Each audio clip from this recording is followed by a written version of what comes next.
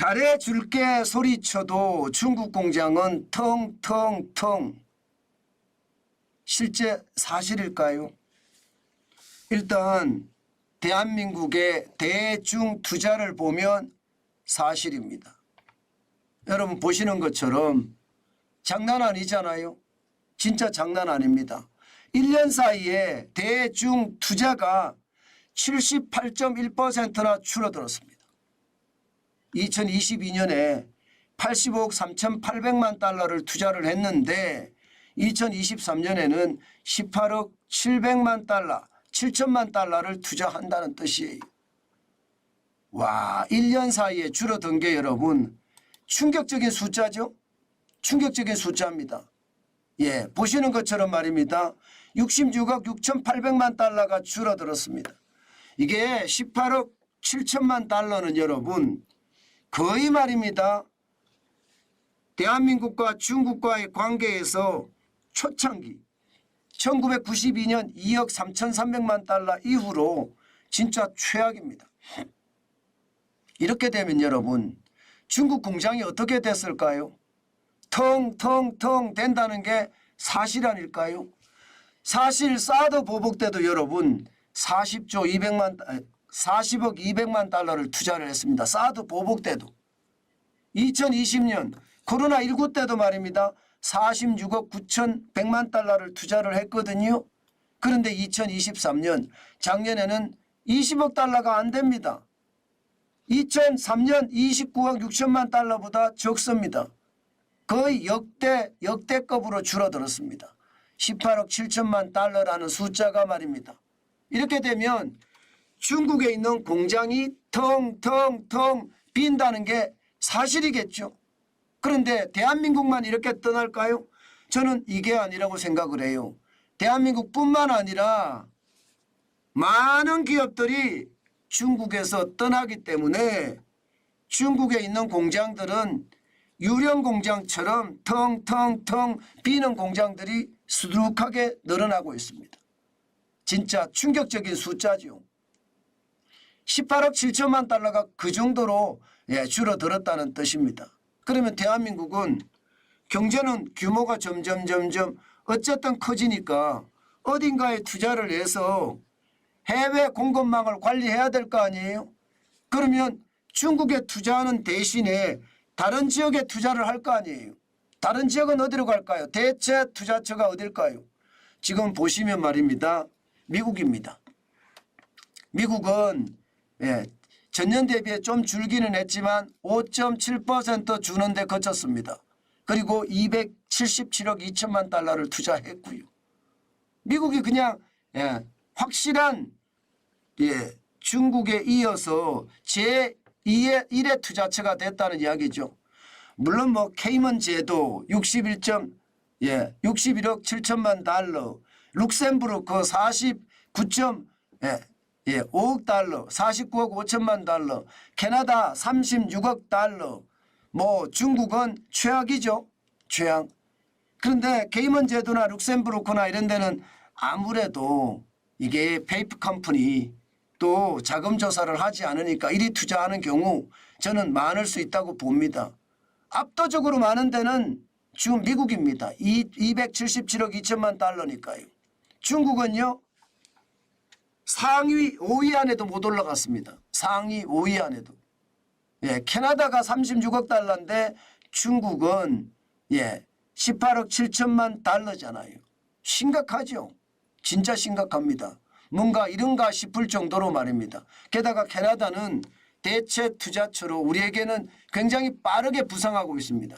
실질적으로 말입니다. 여러분 베트남이나 인도나 인도네시아나 말레이시아나 이 동남아 국가나 인도 쪽에 투자를 많이 할 거라 그렇게 예상을 했지만 사실은 조금씩 다르죠. 물론 케이먼 제도에 투자한 금액들이 인도나 베트남이나 혹은 말레이시아나 인도네시아 투자했을 수도 있습니다.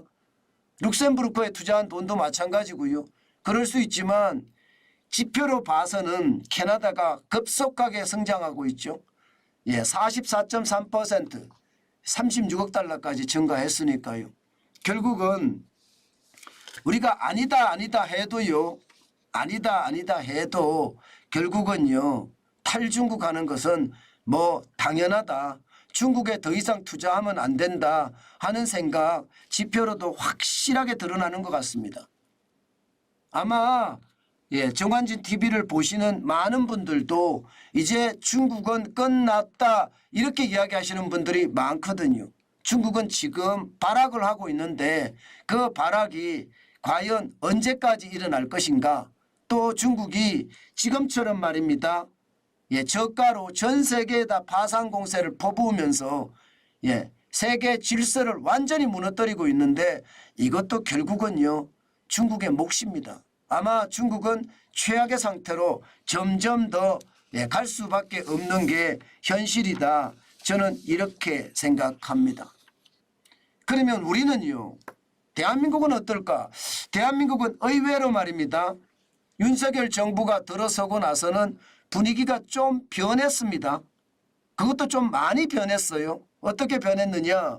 지금 보시는 것처럼 해외 직접 투자에 많이 줄어들었습니다. 2023년에 전년 대비해서 22.2%나 줄어들었습니다. 사실 문재인 정부가 들어서고 나서요. 더 이상 대한민국에서 기업하지 못하겠다. 그런 일이 사실상 터졌잖아요. 지금 지표를 보면서도 아시겠지만 2018년에 518억 1천만 달러를 해외에 직접 투자했는데 2019년에 보세요. 아마 역대급일 겁니다. 역대급. 654억 9천만 달러로 26.4%나 늘었습니다. 더 이상 문재인 정부 하에서는 투자해서 안 된다. 해외로 나갔다는 뜻입니다. 물론 2020년에는 581억 8천만 달러로 줄어들었지만 이 역시 말입니다. 2018년하고 비교해보면 더 높습니다. 2020년 코로나가 어느 정도 끝날 기미가 보이니까 우리 기업들은 해외로 엄청나게 빠져나가기 시작했습니다. 지금 보시는 것처럼 2021년에 32.1%가 늘어났습니다. 768억 8천만 달러로. 2022년은 충격적이죠. 815억 1천만 달러가 해외에 직접 투자한 금액입니다.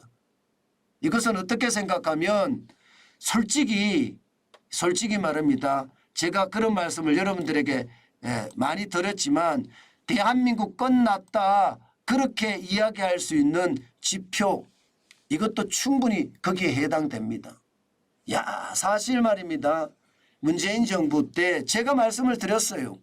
문재인 정부 때는 기업을 적폐 세력 삼아서 결국 기업을 죄송합니다. 이런 표현을 쓰겠습니다. 그냥 때려잡았습니다. 그러다 보니까 기업이 더 이상 대한민국에 미련 없다 하면서 떠났던 것 실제입니다. 실제.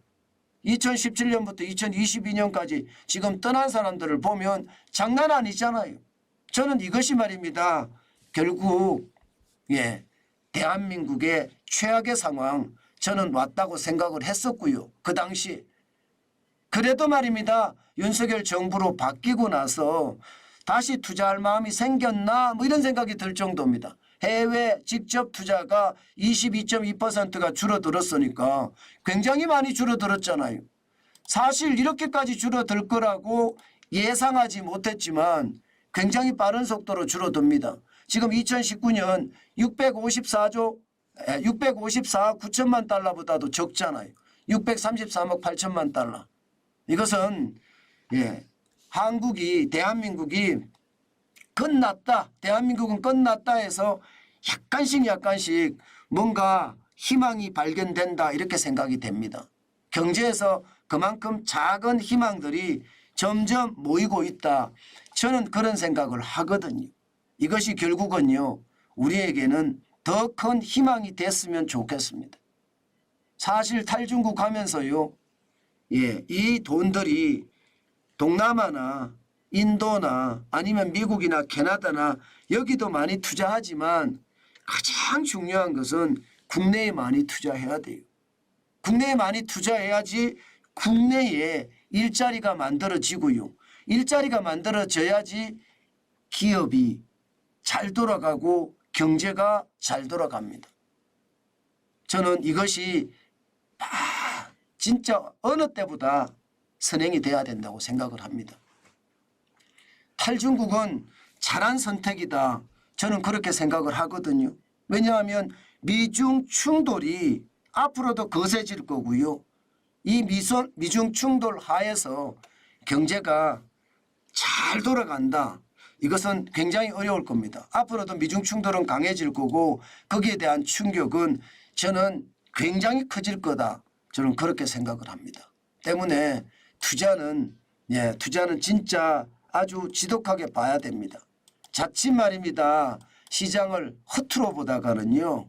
시장의 위기는 걷잡을 수 없다. 저는 그렇게 생각합니다.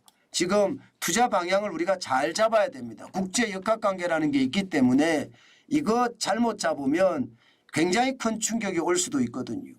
저는 그래서 그게 두려운 말이다. 그 말씀 다시 한번 드립니다.